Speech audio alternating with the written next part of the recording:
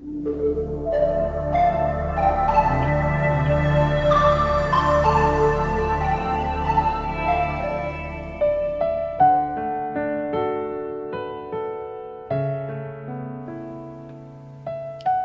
à tous les auditeurs de Radio Arc-en-Ciel, à ceux qui nous suivent sur YouTube et à nos amis du groupe Jésus est mon guide.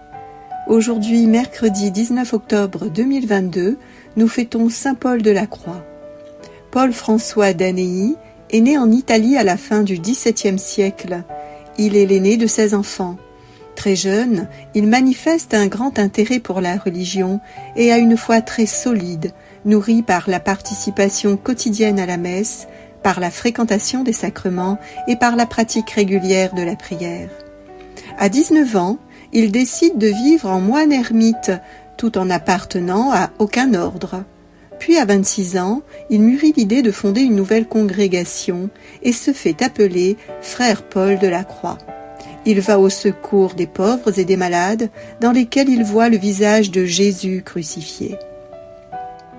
En 1727, il fonde l'ordre des clercs déchaux de la Sainte Croix et de la Passion de notre Seigneur Jésus-Christ, appelé ensuite passionniste, qui manifeste une appartenance radicale à la croix de Jésus et à la conception de sa passion comme le moyen de rédemption du péché et comme la plus grande expression de l'amour de Dieu pour l'homme.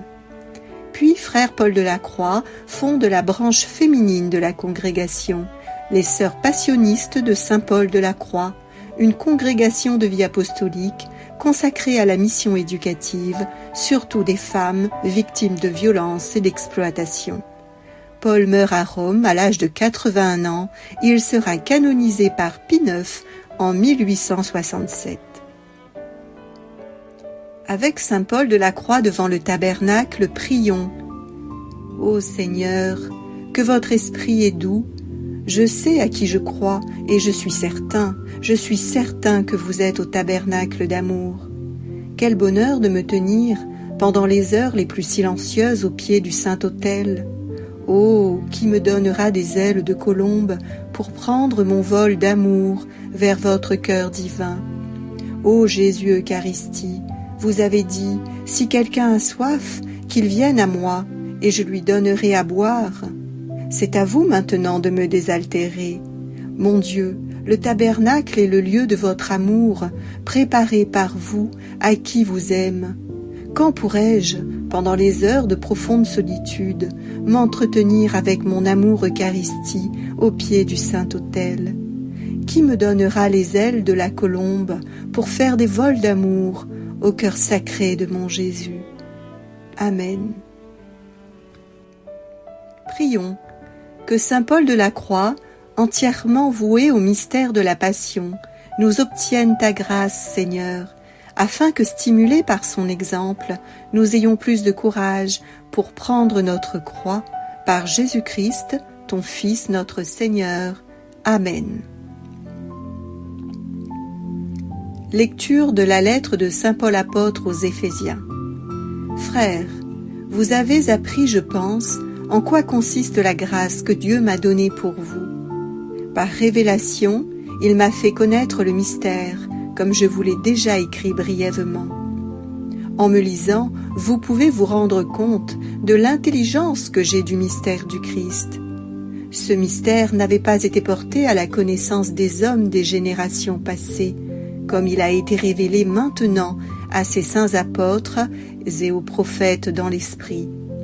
Ce mystère, c'est que toutes les nations sont associées au même héritage, au même corps, au partage de la même promesse dans le Christ Jésus par l'annonce de l'Évangile. De cet Évangile, je suis devenu ministre par le don de la grâce que Dieu m'a accordé par l'énergie de sa puissance. À moi qui suis vraiment le plus petit de tous les fidèles, la grâce a été donnée d'annoncer aux nations l'insondable richesse du Christ et de mettre en lumière pour tous le contenu du mystère qui était caché depuis toujours en Dieu, le Créateur de toutes choses.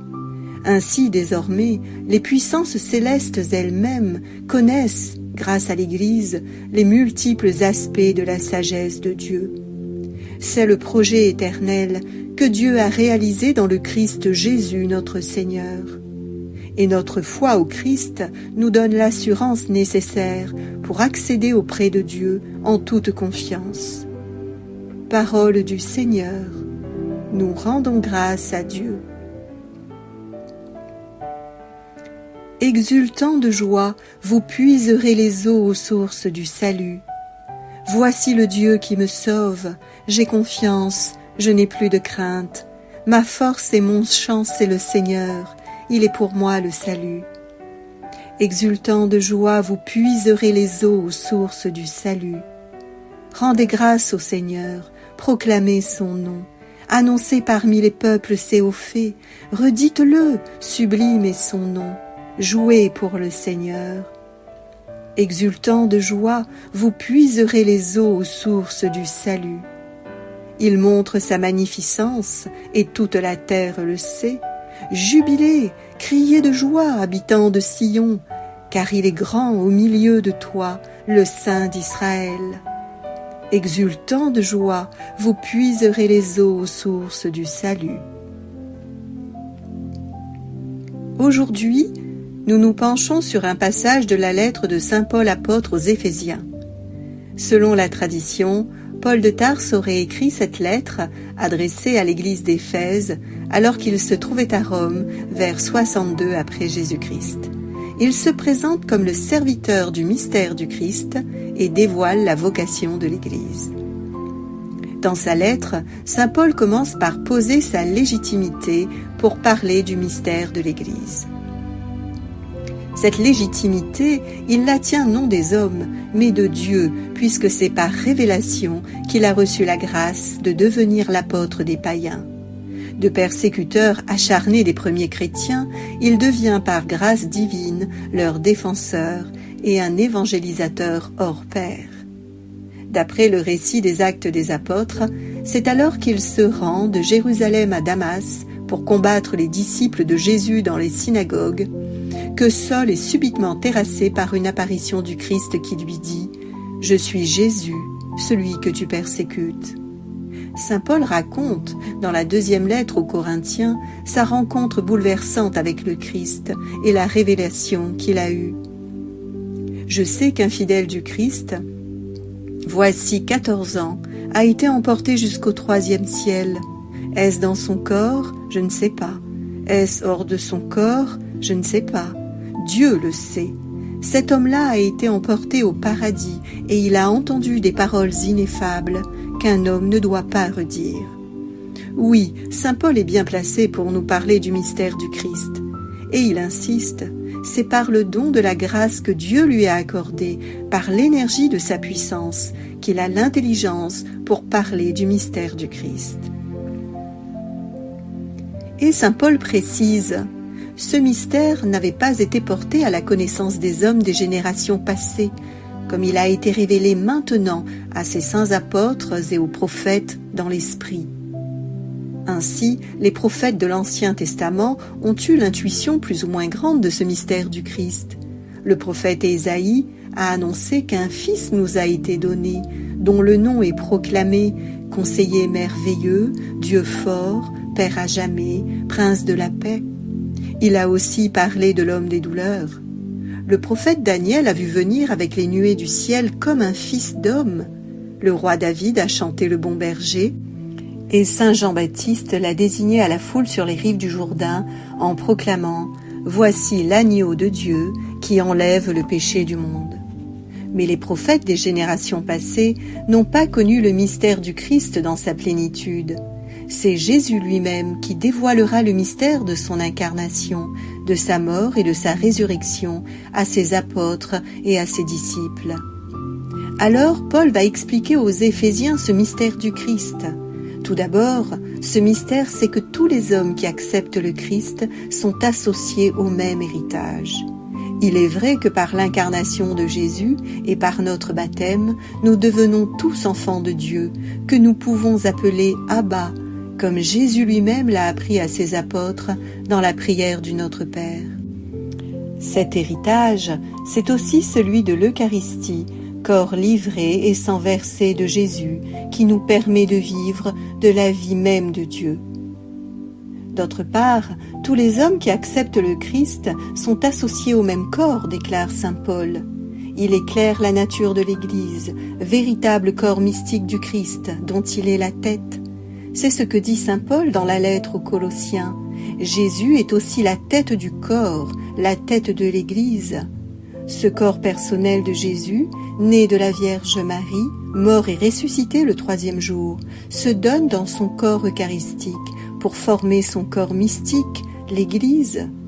Ainsi, l'Église rassemble tous les chrétiens autour du corps eucharistique du Christ, dans le même élan de sainteté, dans la même foi, la même espérance et la même charité. Frères et sœurs, le mystère du Christ, c'est le mystère de l'Église. Et saint Paul souligne l'unité de l'Église, comme il le dit dans la première lettre aux Corinthiens. Dieu a organisé le corps de telle façon qu'il n'y ait pas de division dans le corps, mais que les différents membres aient tous le souci les uns des autres. Si un membre souffre, tous les membres partagent sa souffrance. Si un membre est à l'honneur, tous partagent sa joie. C'est la communion des saints, l'union des chrétiens, ici-bas et là-haut, dans une grande solidarité. D'ailleurs, nous l'affirmons dans le credo. Je crois à l'Église catholique, à la communion des saints, à la résurrection de la chair, à la vie éternelle. Alors, frères et sœurs, élargissons notre regard jusqu'à percevoir l'immense foule des saints autour du trône du Seigneur, qui unissent leurs louanges aux prières de l'Église terrestre, car la communion des saints, c'est l'union de l'Église terrestre et de l'Église glorieuse. Quelle consolation cela doit être quand nous pensons être seuls et isolés. Cette communion des saints, c'est aussi la communion au saint mystère de l'Eucharistie. La communion eucharistique et la communion en Église vont de pair, car communier à une Eucharistie, c'est communier à l'Église. Nous sommes en communion parce que nous pouvons participer à la même Eucharistie. Ensuite, saint Paul déclare que tous les hommes qui acceptent le Christ sont associés au partage de la même promesse. Cette promesse, c'est le salut qui est proposé à tous les hommes. D'ailleurs, dans l'évangile de saint Luc, Jésus dit « Le Fils de l'homme est venu non pour perdre les âmes des hommes, mais pour les sauver. » Le salut, c'est la libération définitive du mal et du péché et la communion complète de l'âme avec Dieu. Et si dans l'Ancien Testament, le salut c'était l'espérance d'un sauveur, avec Jésus-Christ, le salut se réalise par sa résurrection. Ainsi, le salut se réalise sur la croix, par le don total que Jésus fait de lui-même, par amour. Et ce salut, frères et sœurs, n'est pas uniquement à venir, mais il est déjà accessible aujourd'hui par la grâce de Dieu. Le salut, voilà la destinée glorieuse promise à toute l'humanité. La promesse est aussi celle du règne plénier de Dieu au ciel et sur la terre, règne que les chrétiens appellent depuis plus de 2000 ans dans la prière du Notre Père. Que ce soit Jésus lui-même qui nous a appris cette prière est un gage absolu de sa réalisation, car Jésus, qui est parole de vie et de vérité, ne nous aurait pas demandé de dire « Notre Père qui es aux cieux, que ton nom soit sanctifié, que ton règne vienne sur la terre comme au ciel. » Si cette prière ne devait pas se réaliser, ainsi, depuis plus de 2 millénaires, les voix des chrétiens forment un faisceau puissant de prières qui supplie le Père éternel de réaliser cette promesse, unir l'Église du ciel et l'Église de la terre dans la puissance de son esprit, au nom de Jésus-Christ. Oui, frères et sœurs, tout se réalise dans le Christ Jésus, comme le dit saint Paul, car c'est la mort et la résurrection du Christ qui nous ouvrent ces horizons de gloire éternelle. D'ailleurs, Jésus dit bien, dans l'Évangile selon saint Jean, « Moi, je suis le chemin, la vérité et la vie. Personne ne va vers le Père sans passer par moi. » Jésus est bel et bien l'unique médiateur vers le Père.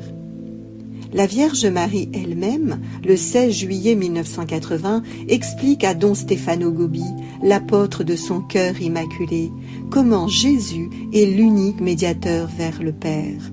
Écoutons-la.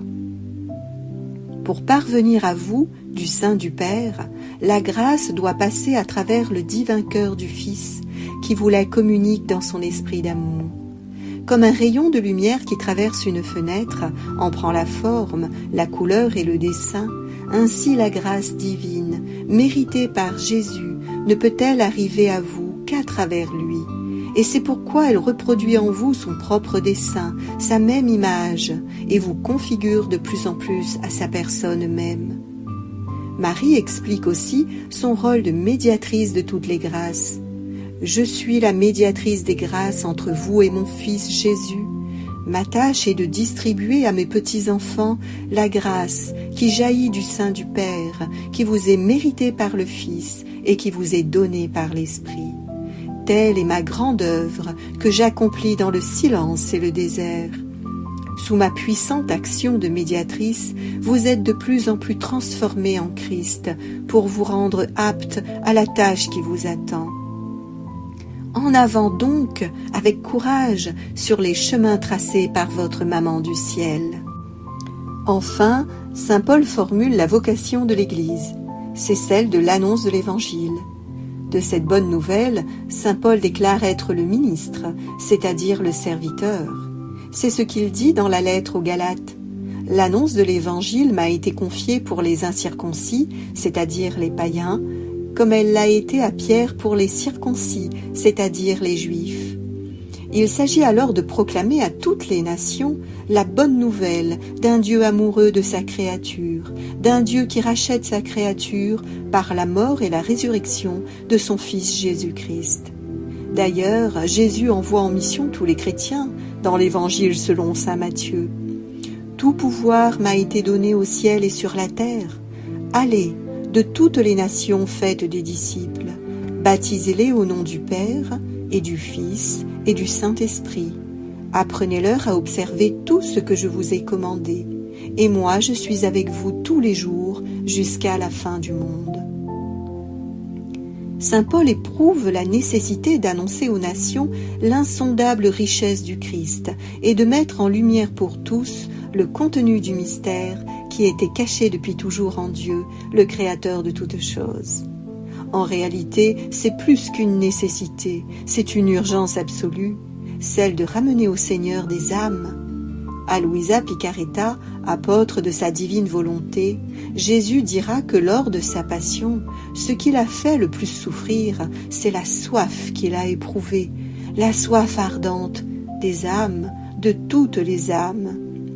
Nous aussi, comme fils et filles de Dieu par notre baptême, nous devons entrer dans cette dynamique d'urgence qui consiste à apporter des âmes au Seigneur, par l'annonce de l'Évangile, par une vie en conformité avec ce que nous annonçons, par l'adoration eucharistique, par des actes d'amour et de réparation des offenses faites à Dieu. Frères et sœurs, aimons le Christ pour ceux qui ne le connaissent pas, prions le Christ pour ceux qui n'espèrent pas, adorons le Christ pour ceux qui blasphèment, et réparons pour attirer toutes les âmes au Seigneur dans l'élan formidable de la communion des saints. Voilà le sublime mystère de l'Église que révèle Jésus. C'est le projet éternel que Dieu a réalisé dans le Christ Jésus notre Seigneur, précise saint Paul. Et il déclare que les puissances célestes elles-mêmes connaissent, grâce à l'Église, les multiples aspects de la sagesse de Dieu. Il est vrai que nous ne pouvons qu'être émerveillés par l'infinie sagesse du Père, son infinie miséricorde et son infinie ingéniosité pour sauver l'humanité perdue. Quelle inventivité au service de sa miséricorde pour l'homme! Enfin, saint Paul déclare: c'est notre foi au Christ qui nous donne l'assurance nécessaire pour accéder auprès de Dieu en toute confiance. Ainsi, c'est par la foi que nous sommes associés à la même promesse, au même héritage et au même corps.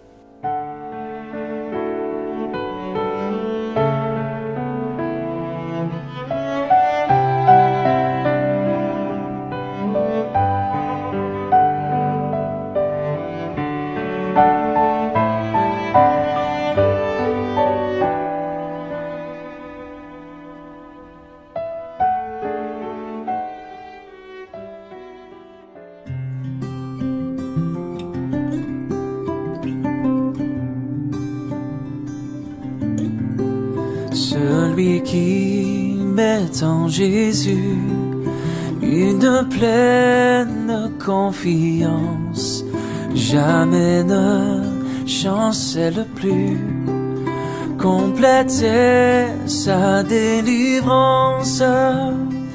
Par la foi, nous marcherons, par la foi, nous triomphons, par la foi, mon Rédempteur me rendra plus que vainqueur.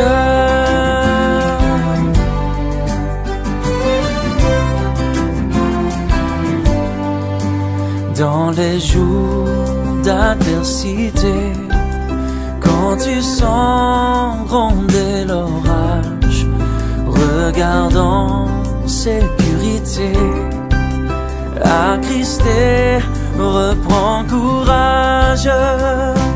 Par la foi, nous marcherons, par la foi, nous triomphons.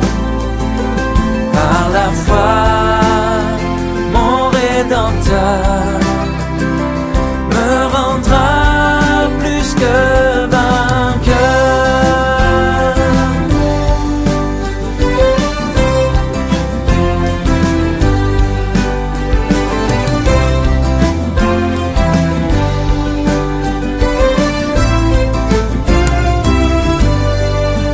Par la foi, je marcherai en comptant sur ses promesses. Par lui je triompherai en tout temps de mes détresses. Par la foi, nous marcherons, par la foi, nous triomphons. Par la foi, mon Rédempteur me rendra plus que vainqueur. Par la foi, nous marcherons. Par la foi, oh, par la foi, mon Rédempteur me rendra plus que vainqueur.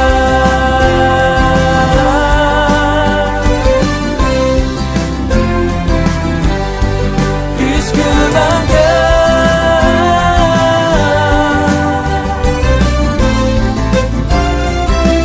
Oh, par la foi,